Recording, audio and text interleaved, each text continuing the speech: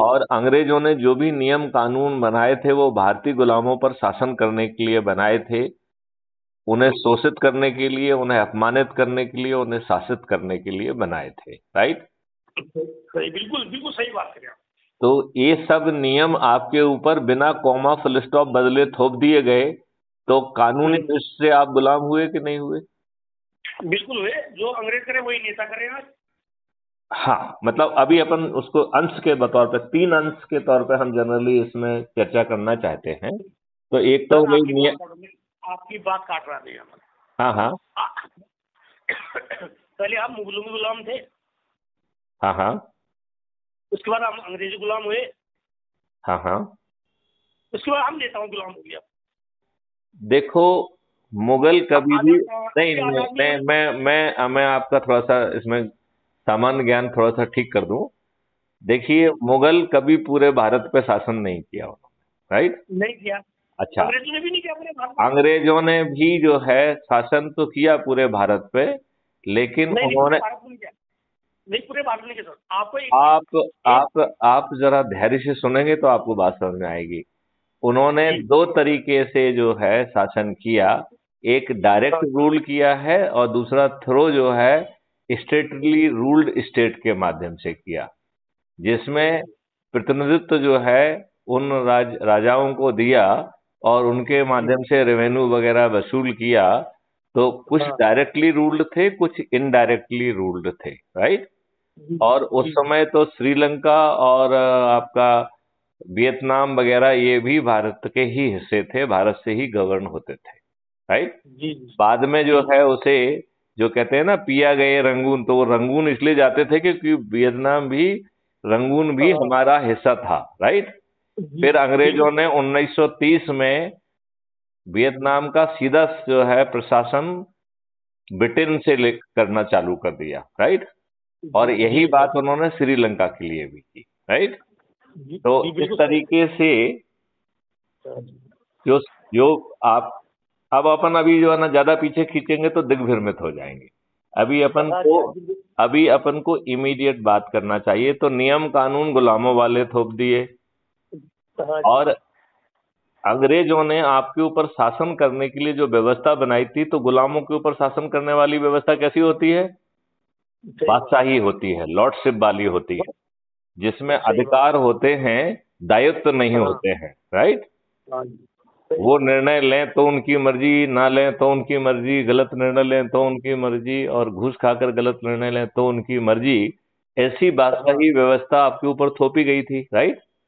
और बिल्कुल सर, बिल्कुल, हमारे प्रथम प्रधानमंत्री जी ने, माननीय नेहरू जी ने, वो वही व्यवस्था आपके ऊपर थोप दी।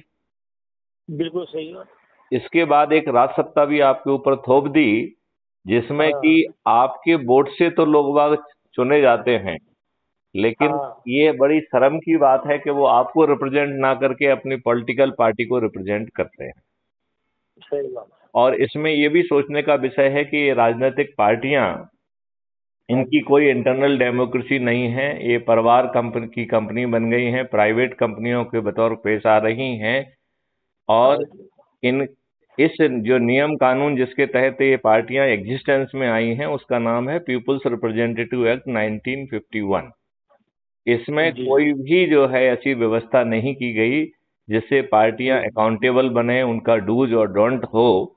तो पार्टियां जो है वो बादशाह बन गई हम्म, आपके चुने हुए प्रतिनिधियों के। जी, और ये टिकट किनको दे रही हैं? तो टिकट भी हम्म, जो है कि आधार योग्यता नहीं हम्म, है, अच्छे लोग नहीं है। राइट। हम्म, सही आप बात, मानते हैं कि नहीं मानते हैं? बिल्कुल बिल्कुल मानता हूँ साहब, बिल्कुल आपकी बात 100 बात, 100 ने सही बात है, सच्ची बात है। हाँ।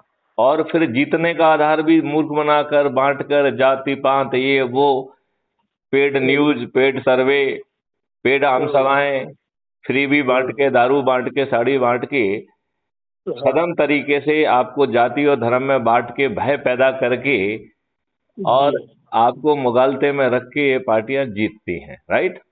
जी सर, और बिल्कुल जीतने सही, के बाद आपके वोट से जीतती हैं, लेकिन आपको रिप्रेजेंट नहीं करती हैं। हाँ, और पहले नेहरू जी ने ये चीज आपके ऊपर थोपी, लेकिन उनकी बाद की सरकारों ने भी इसे बदलने की कोई बात नहीं कही, राइट? नहीं कही। अभी केवल माननीय नरेंद्र मोदी जी ने जरूर ये बात कही, जो 5 प्रण है उसमें दूसरा प्रण है गुलामी के हर अंश से मुक्ति। लेकिन यदि वो इस बात को खोल के कहते कि गुलामी के अंश नहीं है, पूरी गुलामियत है, तो हमें नियम कानून और व्यवस्था बदलना होगी, उन्हें प्रजातंत्र के अनुकूल बनाना होगा। हमें जो प्रशासनिक व्यवस्था है उसे अकाउंटेबल, ट्रांसपेरेंट और जवाबदेह बनाना होगा, और गलत निर्णय में उसे भारत के नागरिकों को कंपनसेशन देने के लिए भी प्रावधान करना होगा, राइट? और हमें आगे चल के हमारे प्रतिनिधि हमको रिप्रेजेंट करें और हमारी भावना के अनुरूप नियम कानून और पूरी व्यवस्था बदले, ऐसा जो है हमें प्रजातंत्र लाना होगा। और उसके लिए क्राइम फ्री भारत ने बहुत सोच करके बहुत सारे मॉडल निकाले हैं। कैसे जो है अपराध मुक्त भारत होगा, कैसे भ्रष्टाचार मुक्त भारत होगा, कैसे जो है पार्टी तंत्र विहीन प्रजातंत्र होगा, कैसे जो है बिना खर्च के चुनाव व्यवस्था होगी। आज हमारे नेता भर भर के चुनाव में खर्च कर रहे हैं कि नहीं कर रहे हैं? और जिस दिन वो जीतते हैं उसके दूसरे दिन से वो भ्रष्टाचार में आकंठ डूब के और अपना वसूली करने लग जाते हैं। तो जितना भ्रष्टाचार है